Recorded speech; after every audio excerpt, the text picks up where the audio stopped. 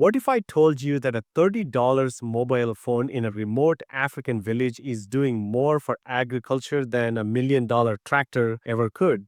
Sounds crazy, right? But that's exactly what's happening. While headlines focus on biotech and robotics in Western farms, a quieter, more revolutionary shift is underway across Africa.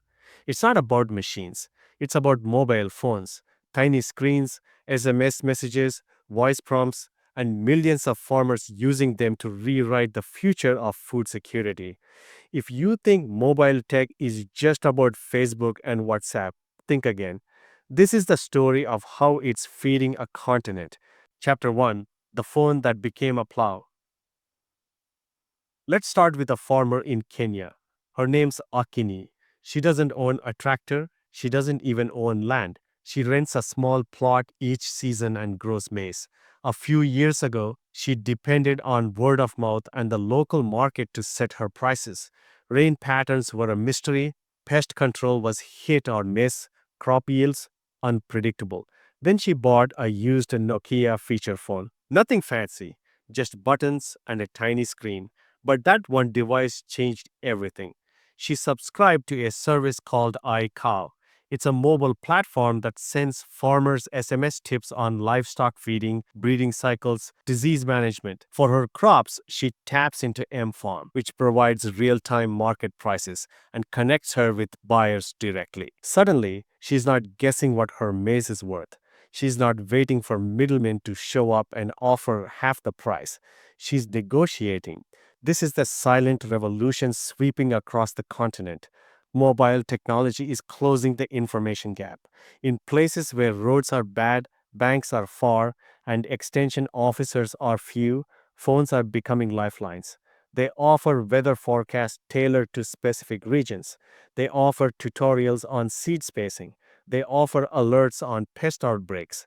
And it's not theoretical. These services are reducing post harvest losses, increasing yields, and keeping farmers in business. A lot of people talk about leapfrogging. Africa skipped landlines and went straight to mobile. But what's happening now is deeper than a leap. It's a restructuring. Agriculture used to be built on physical inputs, fertilizers, machinery, irrigation.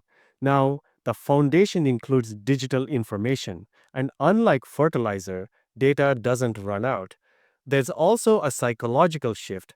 Mobile access makes farmers feel connected to a broader system. They're not just isolated producers anymore, they're decision makers, entrepreneurs, participants in global value chains. What's important here is the role of design. Most of these tools are built for basic phones, not smartphones. That's crucial because while smartphone penetration is rising, the vast majority of smallholder farmers still use feature phones. So, platforms like Esoko and AgriFin are SMS based. They use local languages. They offer voice prompts for users who aren't literate. It's inclusive by design. And here's the kicker: these aren't charity projects. Many are private startups. They make money, they create jobs, they prove that doing good can also be good business. In some cases, governments are jumping in. Ethiopia launched the 8028 hotline, a toll free number farmers can call for agri advice in 5 languages. Within a year, it had over 3 million users. That's scale, that's impact. Even mobile operators are innovating. Safaricom's DigiFarm platform lets farmers buy seeds, access loans, get insurance, and track spending all through a single app. And all of it is linked to mobile money. So payments are instant and traceable. That reduces fraud. It builds credit history. It gives smallholders financial identities for the first time. This is not a temporary trend, it's a structural transformation, and it's happening right now across rural landscapes that were once considered too disconnected to modernize. Next, we'll talk about something even more powerful than tools: communities. Because in agriculture, knowledge spreads faster when it's shared, and mobile tech is making that possible at an entirely new scale. Chapter 2: From Isolation to Innovation. Before mobile phones, farmers in rural Africa operated in silos. Not metaphorical ones, real ones, cut off from markets, experts, and sometimes even their neighbors. Advice came from elders or chance encounters with agricultural officers, if those officers ever showed up. Information moved slowly. Mistakes were repeated across seasons because no one knew how others were adapting. But now, a cheap phone with a signal is enough to connect an entire farming community. Let's take northern Ghana.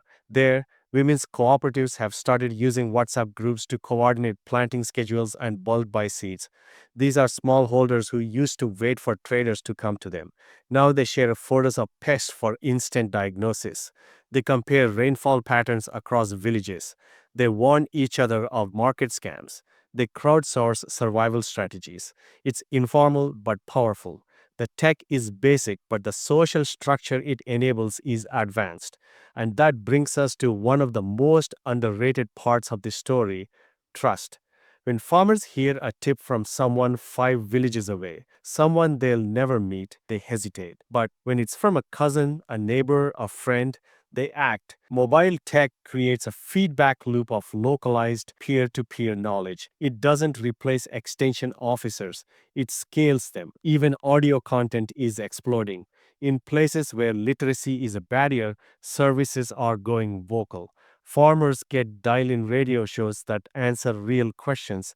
They listen to stories from other farmers, not government directives, not academic lectures, just real world hacks. What seed variety worked, what pest control failed, what fertilizer ruined a harvest. That kind of content sticks. Mobile learning platforms like WeFarm let farmers ask and answer questions through SMS. No internet needed. And here's what's wild: it runs on a machine learning engine that curates the best answers from the network. It learns from the farmers. This is grassroots knowledge getting smarter with every question. Sometimes innovation starts with a problem that everyone ignored. In Uganda, for instance, post harvest losses were devastating. Farmers grew great crops but lost them in storage or transit. Then came Agunity, a blockchain based mobile app designed for cooperatives. It records transactions transparently, it schedules trucks, it makes sure every farmer gets paid fairly. And here's what matters most: it builds reputation. In communities where mistrust and informal agreements often blocked cooperation, having a simple digital logbook changed the equation. Once people see these results, things shift. Farmers start experimenting more. They try new crops, they take loans, they join cooperatives. The tech doesn't just provide data, it unlocks behavior, it lowers risk. And when risk goes down, innovation goes up. Even gender dynamics are changing. Mobile platforms tailored to women are giving them more visibility in a sector where they've always worked but rarely led. Apps like Herventure or Hello Tractor don't just give access to tools, they give women the ability to coordinate, to hire, to lead. And that changes how resources get distributed in households. It changes who gets to speak in community meetings. This transformation is not about shiny gadgets. It's not about importing Silicon Valley into sub Saharan Africa. It's about building infrastructure out of connection. Knowledge is becoming as valuable as fertilizer. Trust is becoming a currency. The most powerful tool isn't AI or drones, it's the ability to ask a question and get a reliable answer. In the next section, we'll dig into the big picture. What does all this mean for the future of agriculture on the continent? Can mobile technology turn smallholders into climate resilient entrepreneurs? Can this wave of innovation scale sustainably? Chapter 3: Scaling the Future of African Farming. The real test of any innovation isn't whether it works in a pilot project, it's whether it survives at scale, whether it spreads across borders, across languages, across economic classes. That's the challenge now facing mobile agriculture in Africa. And surprisingly, it's not just about the technology. The tools exist, the ideas work. The hard part is making them accessible, adaptable, and sustainable across millions of farms that all look slightly different. Take climate change. It's hitting African agriculture hard. Rain patterns are shifting, droughts are longer, floods are stronger, and farmers who rely on intuition or tradition are often blindsided. This is where mobile tech becomes more than just a convenience. It becomes a climate tool. Apps like Sat4Rice in West Africa use satellite imagery to monitor crop health and offer irrigation advice. Farmers receive alerts when there's too much moisture or not enough. These are people with no computers, no data plans, often no formal education. But they now have access to satellite intelligence in their local language on a basic phone.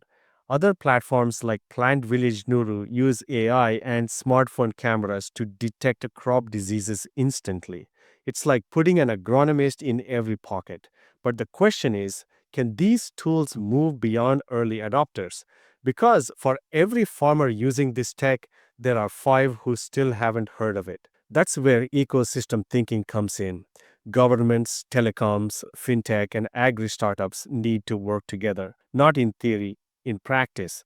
Because if the cost of data stays high, if rural connectivity is patchy, if mobile services remain in English or French, millions get left out. We're already seeing some good signs. Some governments are zero rating agricultural content. Others are investing in rural towers and subsidizing smartphones. NGOs are building training hubs to help farmers onboard these tools. Telecoms are bundling agricultural apps into prepaid packages, and private companies are waking up to the value of this massive user base, not as aid recipients, but as clients. There's also movement in how value chains are structured. Traditionally, smallholders were at the mercy of middlemen, but now mobile platforms are helping them bypass those choke points. They're connecting directly with buyers, insurers, microlenders, even exporters. They're getting better prices, faster payments, more reliable markets. And as more data flows through these platforms, a new kind of infrastructure is emerging, not physical, but digital. A farmer's transaction history becomes a credit score. A community's crop data becomes input for policy. A region's pest alerts become early warning systems for neighboring areas. This is how resilience is built, not by reacting to problems, but by predicting and preventing them. But here's the thing, technology doesn't fix everything, it amplifies what already exists. So if the incentives aren't right, if corruption blocks access, if education doesn't keep up, the tools won't land. That's why scale depends not just on tech, but on trust, on training, and on tailoring. Every region has its nuances. What works in Ethiopia may not work in Malawi. What makes sense for maize won't apply to cassava, so the future will depend on customization. Tools must adapt to context, and developers need to listen to farmers, not just build for them, but build with them. One of the most promising trends is what's called farmer led innovation. That's when users start hacking the system in ways developers never imagined, using weather apps to coordinate labor, using price alerts to build collective bargaining groups, using SMS platforms for political organizing. When tech becomes part of everyday decision making, it stops being a service and becomes infrastructure. Africa has 60% of the world's uncultivated arable land, but land alone doesn't produce food. Knowledge does. And right now, mobile phones are spreading that knowledge faster than any seed or shovel. This is the beginning of something massive, a shift not just in how food is grown, but in who controls that process. A movement where farmers move from the margins to the center, where data empowers the smallest player in the food chain, and where the future of agriculture isn't written in Silicon Valley. It's being tapped out one text message at a time from the fields of Africa. If this episode opened your eyes, check out our deep dive into how AI is building supply chains that think for themselves. And leave a comment. Share how tech is transforming agriculture where you live. Your story might inspire the next solution. Thanks for watching. Check out the references in the description to explore further.